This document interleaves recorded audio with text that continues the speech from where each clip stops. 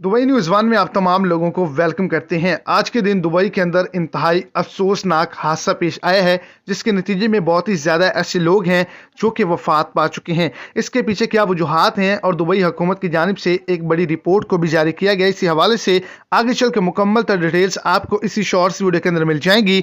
Video को शुरू से एंड तक लाजमी तौर पर देखें ताकि आपको तमाम डिटेल की अच्छे से समझ आ जाए। और अगर इस चैनल पर आप फर्स्ट टाइम है तो लाजमी से चैनल को सब्सक्राइब कर दें, इस वीडियो को लाइक कर दें और अपने दोस्तों तक इसको ज्यादा से ज्यादा शेयर करें।